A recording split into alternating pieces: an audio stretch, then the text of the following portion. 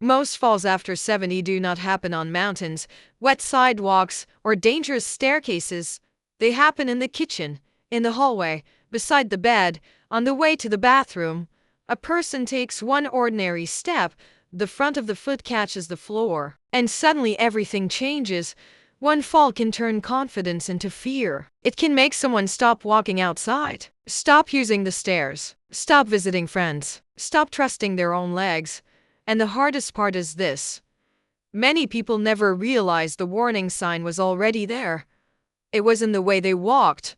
Not pain, not weakness they could clearly feel, not a dramatic symptom, just a quiet change in their steps.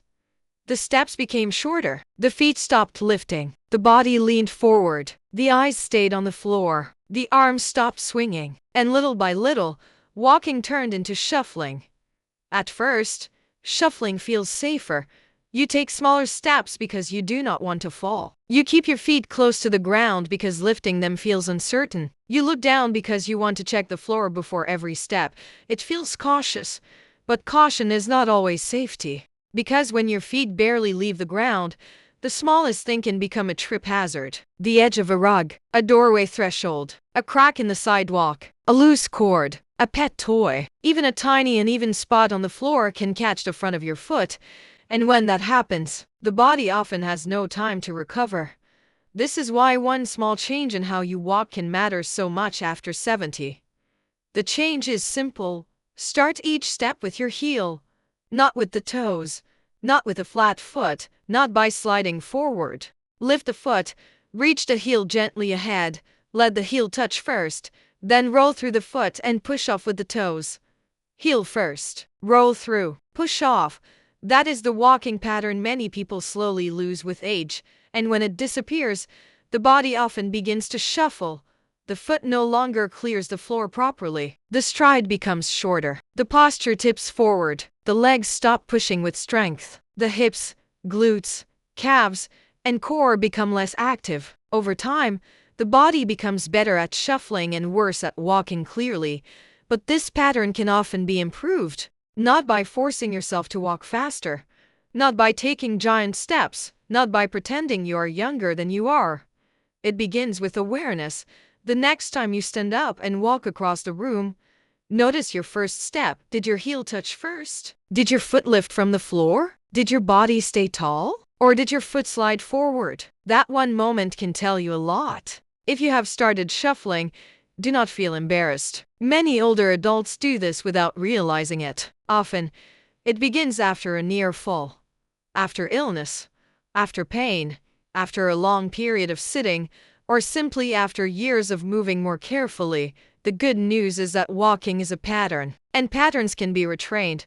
Here are 5 simple exercises that can help you rebuild a clearer, safer walking pattern. Before starting, practice near a wall, countertop, or a sturdy chair. Wear safe footwear or go barefoot on a non-slippery surface. Move slowly. Do not rush. If you feel sharp pain, dizziness, chest discomfort, sudden weakness, or anything unusual, stop immediately. If you have recently fallen, had surgery, use a cane or walker, or have Parkinson's disease, neuropathy, severe arthritis, or balance problems, speak with your doctor or a physical therapist before trying new walking exercises. The first exercise is the conscious heel first walk. This is the most important one because it teaches your body the pattern again. Find a clear hallway or open space. Stand near a wall so you can touch it lightly if needed. Begin walking very slowly. Focus only on your heel. Lift your foot. Reach the heel slightly forward. Let the heel touch the floor first. Feel your weight roll through the middle of the foot. Then push off gently through the toes. Take 10 slow steps forward. Turn carefully using small marching steps. Then walk back 10 steps. That is 1 set. Do 3 sets. Do not worry about speed. In fact, slower is better. When you slow down, your brain has more time to notice the movement. Your legs have more time to control the step. And your body begins to remember what a clear step feels like. The goal is not to walk perfectly. The goal is to stop walking automatically. The second exercise is the high knee march. Shuffling often happens when the muscles that lift the legs become weaker. When the knee does not lift well, the foot stays too close to the ground. And when the foot stays too close to the ground, it is easier to trip. Stand behind a sturdy chair and place both hands lightly on the back of the chair. Stand tall. Slowly lift your right knee as high as comfortable. Lower it with control. Then lift your left knee and lower it with control. Repeat 15 times on each side. Do not lean backward. Do not swing the leg. Do not use momentum. The work should come from the hip. This exercise reminds the body to lift the leg instead of dragging the foot forward. That lifting motion is one of the keys to safer walking. The third exercise is the stride length walk. When people shuffle, their steps often become very short. Short steps can feel safe, but they may actually make walking less stable. The body loses rhythm. The feet stay close together. The person may lean forward more. This exercise helps restore a more confident step. Place 2 small pieces of tape on the floor about 12 inches apart. If that feels easy and safe, you can use 15 or 18 inches, but never force a long step. Stand at one end of the hallway. Step forward and try to land your heel near the second piece of tape. Then bring the other foot forward and do the same. Walk 10 steps. Turn carefully. Walk back. Do 2 rounds. The purpose is not to stretch as far as possible. The purpose is to take a clear, intentional step. A safe stride should feel controlled, not forced. The fourth exercise is the slow motion walk. This exercise may feel strange, but it is one of the best ways to rebuild control. When you walk at normal speed, your body uses habit. If your habit is shuffling, you may shuffle without noticing. But when you walk slowly, you cannot hide behind habit. Every part of the step becomes visible. Stand near a wall or countertop. Begin walking as slowly as you safely can. Each step should take about 3 to 4 seconds. Lift the foot. Pause briefly. Reach the heel forward. Place the heel down. Roll through the foot. Push up through the toes. Then repeat. Walk to the end of the hallway. Turn carefully. And walk back.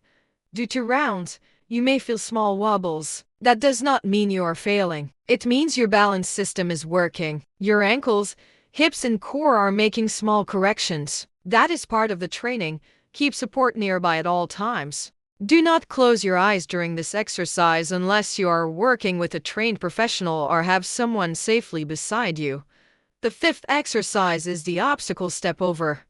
Real life is full of small obstacles. Rugs, shoes, cords, door thresholds, garden hoses, pet toys. For someone who shuffles, these small things can become serious hazards.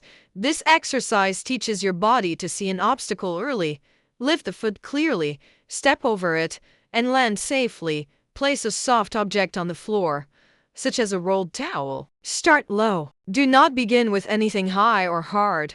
Stand a few feet away with a wall, chair, or countertop nearby. Walk slowly toward the object. Before you reach it, lift your right foot high enough to clear it. Step over and place the heel down on the other side. Then lift the left foot and step over completely.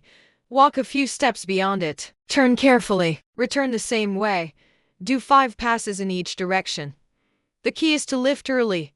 Many trips happen because the foot rises too late. By the time the person notices the obstacle, the toe has already caught it. This exercise trains your body to respond sooner. Now, here is what I want you to remember.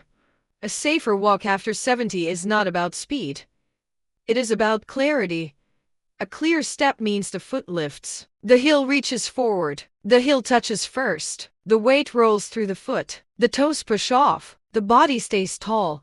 One clear step may not seem like much, but repeated every day. That step teaches your body a different message. It tells your legs to lift instead of slide. It tells your posture to rise instead of lean forward. It tells your balance system to stay awake. It tells your brain, we are not shuffling anymore. And that can change how walking feels. You may begin to feel more stable in the hallway, more confident stepping over a rug, more aware when turning, more comfortable walking outside, more in control when moving through your own home. That confidence matters, because mobility is not just about movement. It is about independence. It is about being able to walk to the mailbox, move around the kitchen, visit family, climb a few steps, go outside, and trust your body a little more each day. So today, Do not try to change everything. Start with one step. The next time you walk across the room, pause for a moment. Stand tall. Lift your foot. Land gently on the heel. Roll through. Push off. Then do it again. One step. Then another. Then another. That is how safer walking begins. Not with fear. Not with rushing. Not with forcing the body, but with attention, patience, and one clear heel first step at a time. If you have noticed yourself taking shorter steps, dragging your feet, looking down more often, or feeling less confident when walking, take it seriously. It may be your body asking for a better pattern. And the best time to start practicing that pattern is before a fall happens, because after 70, protecting your independence can begin with something as small as your next step.